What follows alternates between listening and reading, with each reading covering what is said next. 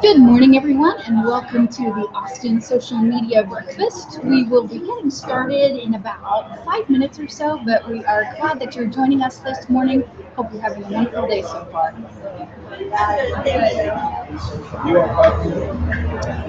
No, I'm good, thanks.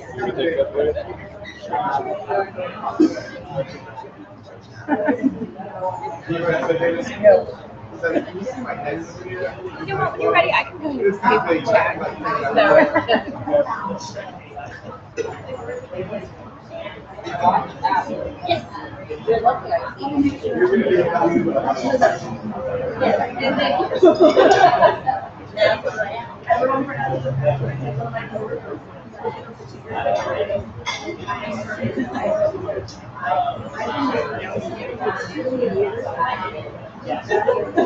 Always on the client call, so I don't want to be like, actually.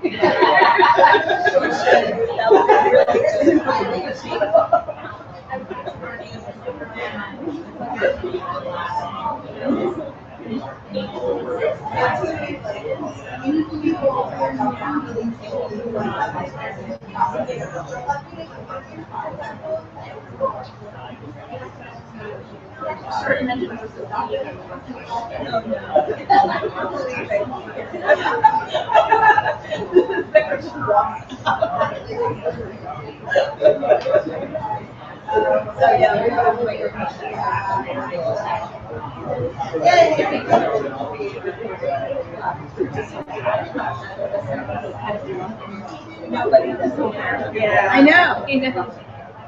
Crazy, right? Also, people are out there. You know, like Vegas ladies here to get the game. Like, why do I?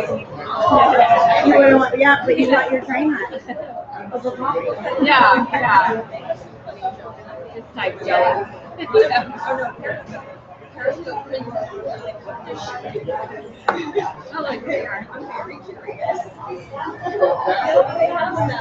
Okay, yeah, that's Jim Bob.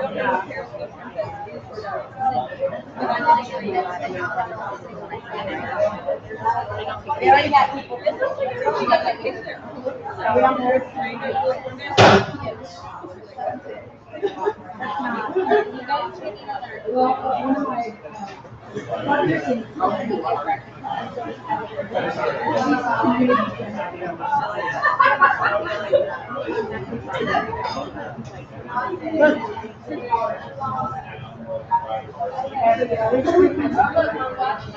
Hey, good morning. I'm glad to get started. Let me check you in. What's your name? Sunday.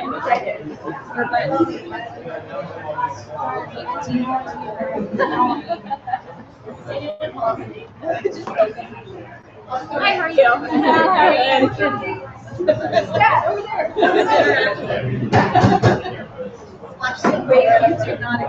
Sunday, get out.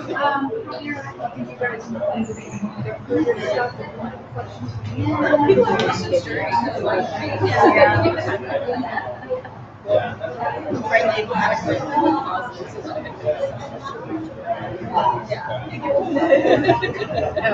Thank you.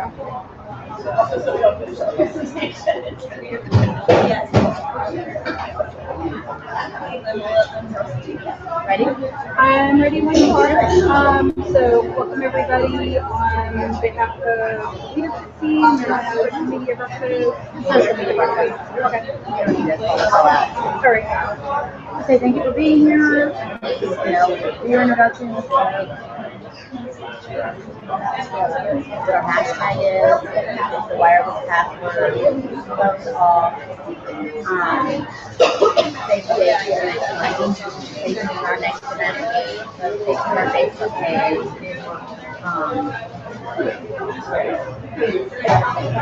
That's it, really. Anything else you wanted to add? And then you go into your introduction. All right. And don't forget to give them the microphone because then they will be able to hear on the video.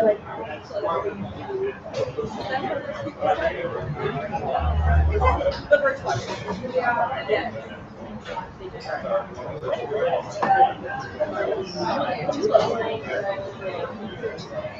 Yeah.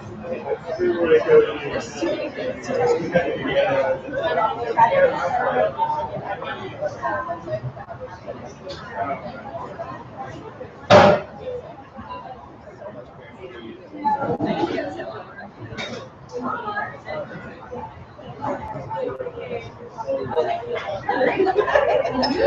right. Good morning, everyone, and welcome. Oh. Camera guy says, wait a second. I'm not quite ready for you. Let me check your sound. Good morning, everyone, and welcome to the Austin Social Media Breakfast. I am Michelle Stinson-Ross. I want to welcome you on behalf of the entire leadership team. Quick little bit of housekeeping. Please make sure that your phones are silent. You are welcome to live tweet and all that kind of stuff, but we want to make sure that we're not making noise. If you need to get access to the Wi-Fi, the password is pancakes. Our hashtag is hashtag SMBAustin. You can use it on Periscope, Twitter, whatever you're sharing, Instagram. Be sure and share lots and lots. I want to take a moment very quickly to introduce our featured guests this morning. We have the lovely Sarah Parker and Traci Mazurek. Sarah is the social media manager for Union Metrics, and Traci is the content manager at SpredFast. Both of them have a lot of experience and knowledge to share. I've known Sarah for what, 2 or 3 years, I think, but virtually. I knew Sarah before I even moved to Austin because we had been virtually connected thanks to a Twitter chat. And then, of course, you know how networking and connections go. Sarah's introduced me to Traci, and now we're introducing them to you. So I will pass the mic and let them get to it. All right, so we're just going to kind of go through most of the video platforms that people commonly use right now and concentrate on user-generated content, user-generated videos, and the different ways that brands can use that to make it part of their content strategy. So, Traci. Next slide, please. I don't think that microphone's on. No, It's for the video. Yeah. Sorry, we should have said that. You might want to speak a little louder. And feel free to roam. So, user-generated content, especially video, it's everywhere. It's the new black or something like that.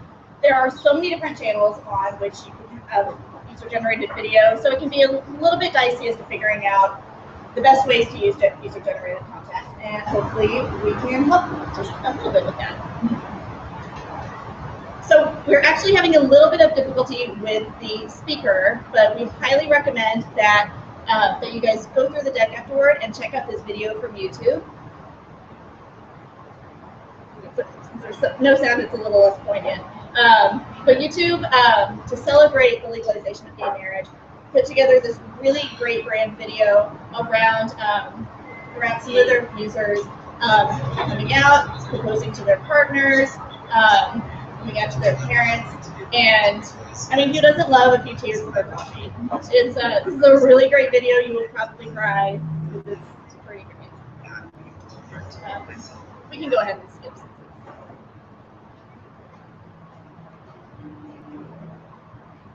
However, so you may find a user-generated video that you think is really great. You totally want to post it on your channel. But first, some considerations that you should think of.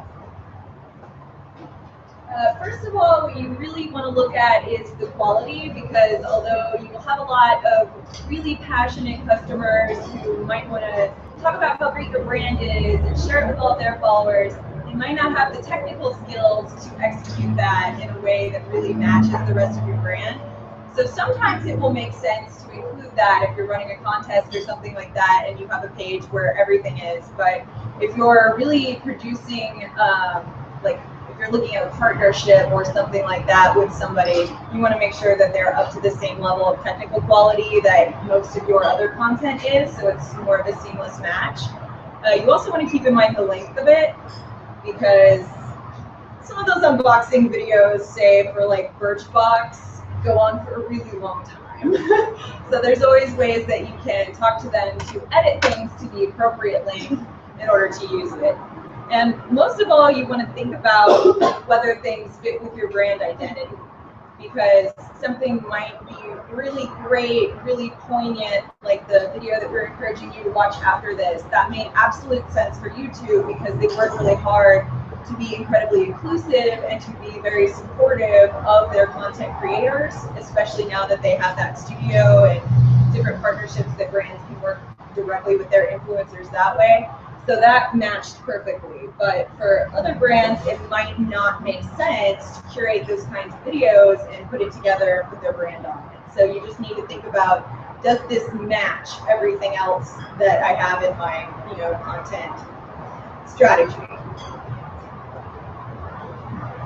And some not so fun things. A lot of times people in social want to throw caution to the wind and forget about interacting with legal. Unfortunately, when you're a brand, you do need to take some legal considerations into consideration. Let's see how many times I can say that during the presentation today. Does the video include music? If it's a licensed song, you can get in trouble for that by the artist. Are there other brands or licensed products identifiable in the video? You never know when someone's going to be real trigger happy with litigation, so you really need to just avoid that if at all possible. Do I have user permission? We've seen a couple of instances where somebody's Instagram photos or Facebook photos are suddenly popping up as a brand's Facebook ads, and the original user is saying, wait a second, why is my image being used for this? I have no relation to this product. Make sure you have user permission. And there are a couple of ways to get around that, whether it is just a real quick, hey, can we use this video on Twitter? Do you mind if we repost as a brand tweet? And the user replying with, sure, go ahead. Or if you want to use it in other areas, you can actually set up a legal disclaimer on your website, shorten it with bit.ly, and then shoot that over to the person. That way you can also include it, you can tweak it to say things like, we can use our image not only on Twitter, but across any of our social networks, on our website, in our advertisements, etc. So that can get you out of a legal loophole. Sorry. And finally, is the content offensive? I mean, use your best judgment.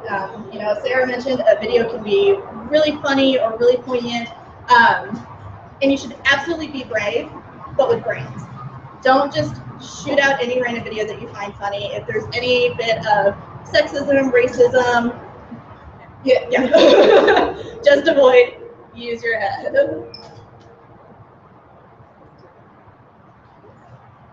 On that last point at my company, we like to call that taking smart risks. So know your audience first and foremost. And then we're going to go through sort of a channel guide because there are so many different avenues for producing video at this point. And although in an ideal world, you can just create one thing or take one piece of content from your audience and use it everywhere, unfortunately, it doesn't work that way. And at the very least, you have to tweak everything for each channel.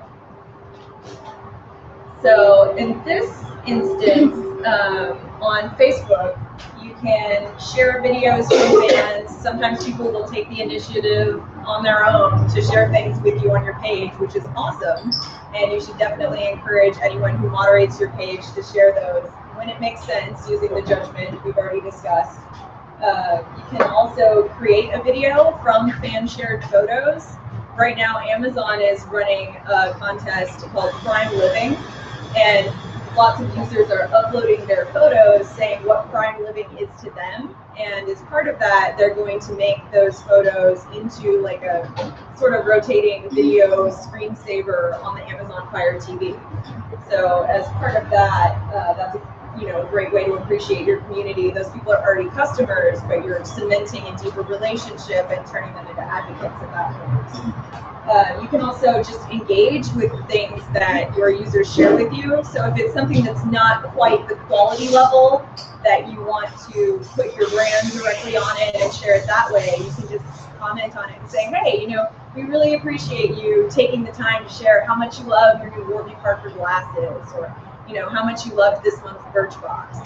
And that goes a long way towards someone saying, you know what, they are paying attention when I talk about how awesome I think their stuff is. I'm going to buy their stuff again.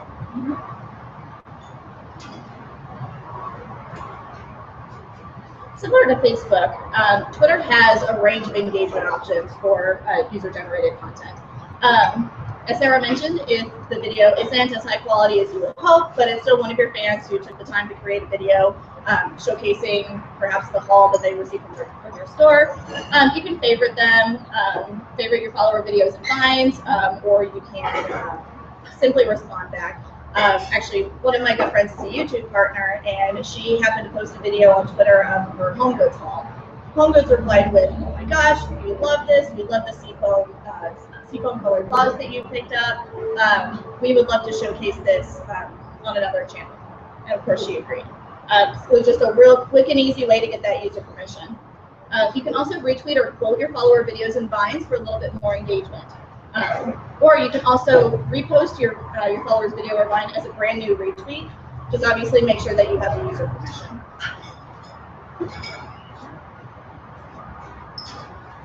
With Vine, what's really great about Vine is that there is seamless integration across Twitter, Tumblr, Facebook, and a number of other platforms thanks to their sharing options. You can also simply revine the videos to the platform and comment directly in there. But obviously, sharing cross-channel provides another level of engagement with your customer.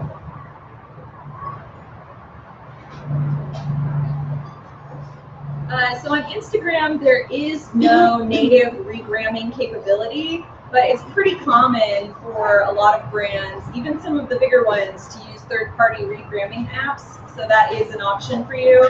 And most of them do preserve everything that the original user has in their content. So that way there's no dispute over who it originally belonged to. You can add your own commentary on top of it, or you can basically edit that down to just give them credit and put your own.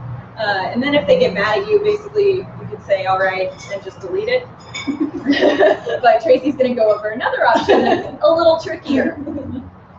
A little bit trickier, yes. If you don't like the ugly regramming bar, which it can be kind of ugly, if you have a beautiful video like this, then what you can do is, again, with the user permission, download the video using a couple of different sites where you can download the video using the direct Instagram link, and then upload it as a brand new brand post, and then credit the user with previous permission from that user. As you can see, Royal Caribbean has done that here. They specifically called out that it's a repost, and they tagged the original user. Royal Caribbean is one of the brands that uses the option of putting the legal disclaimer on their site and then using a bit.ly. And they do that across multiple different channels.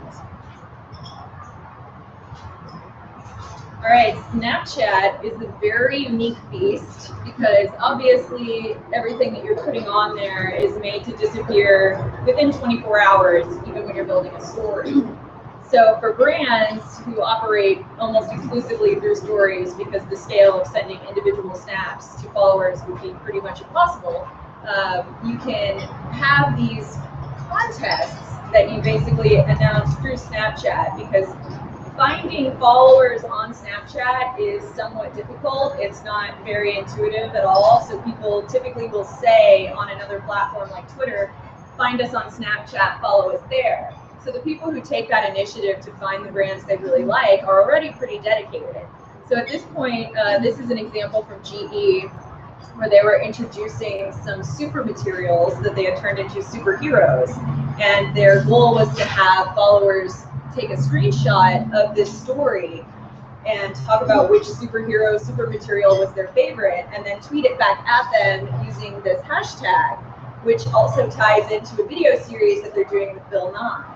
So this is a really great cross-channel promotion strategy to take things from Snapchat and bring it back to a platform like Twitter, which is a place that you can actually measure much more effectively how far your content is reaching.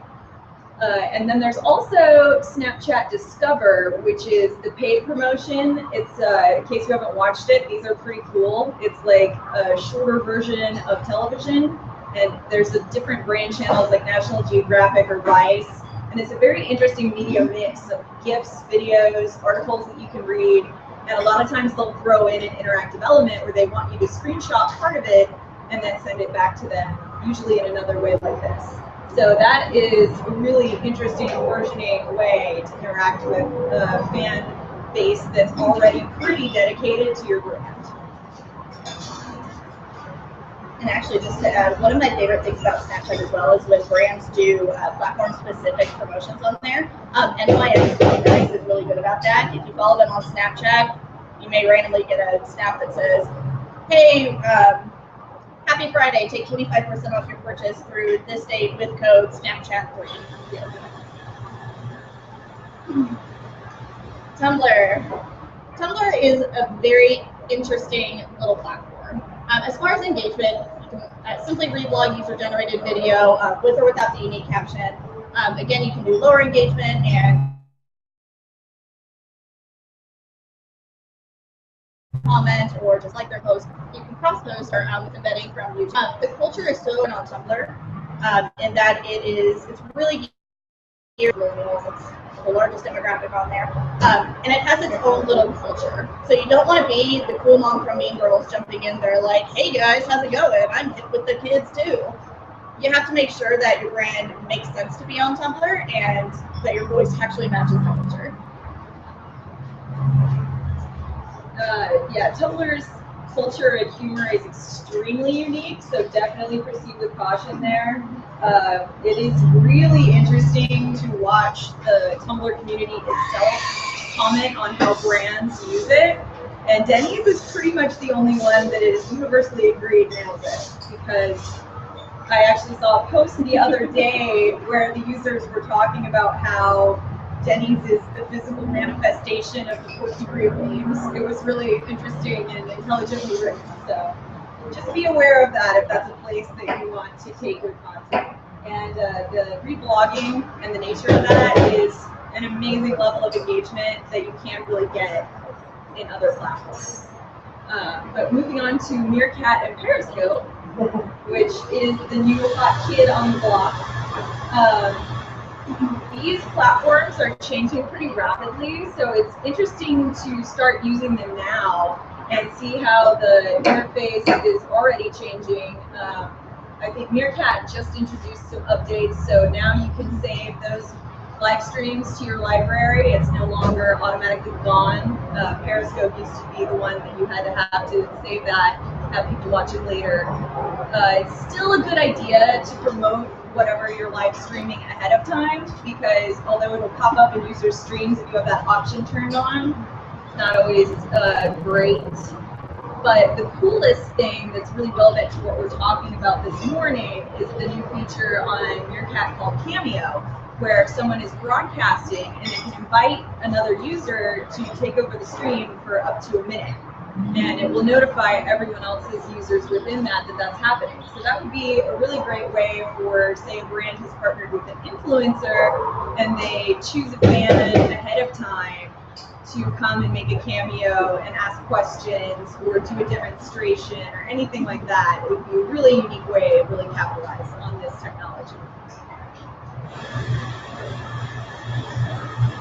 And YouTube, the OG of the social video space, the one that everyone goes to for video.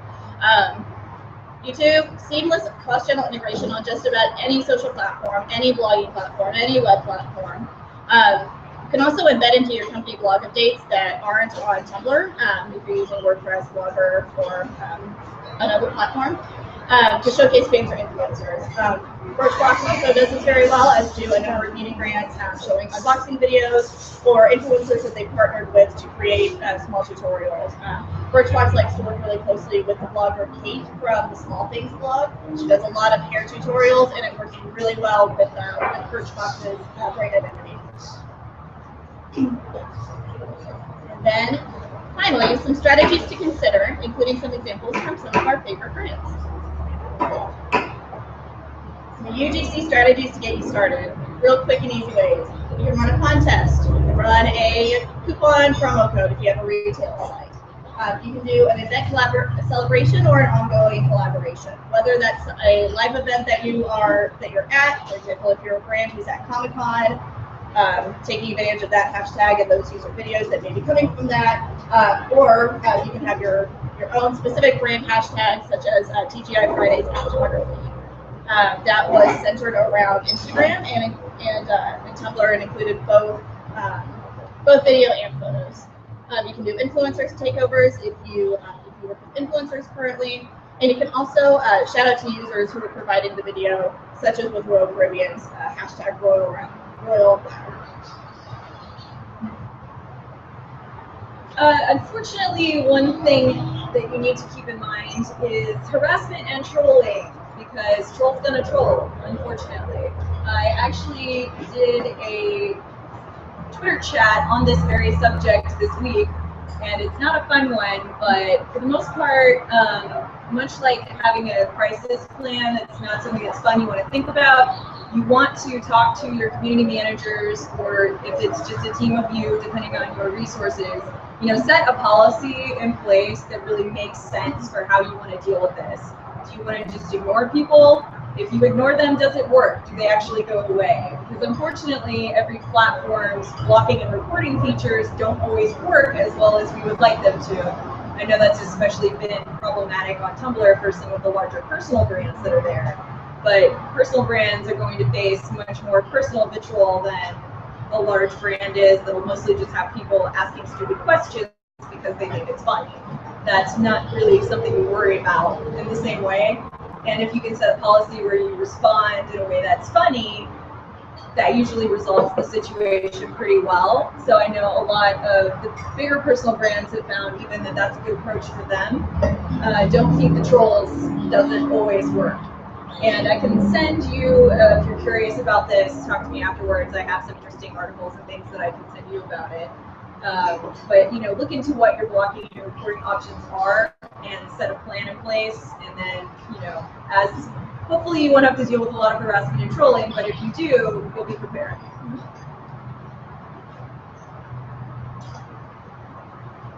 So thank you guys again for coming out and listening to us chatter on about user-generated video. We are more than happy to answer questions.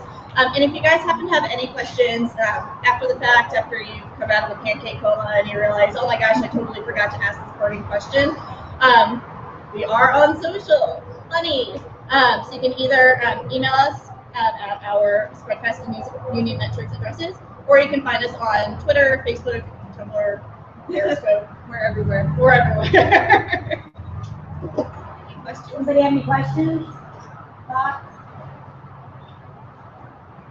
Does everyone need more coffee? Okay, I do too.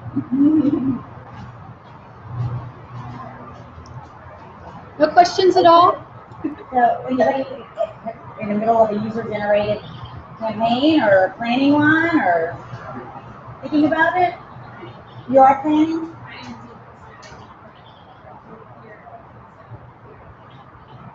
Okay. So, is this helping you at all? Question? How do you get people to actually participate in the contest? I couldn't hear. Just repeat the question in the mic. So how do you get people to actually participate into these contests? You would be amazed at how much people love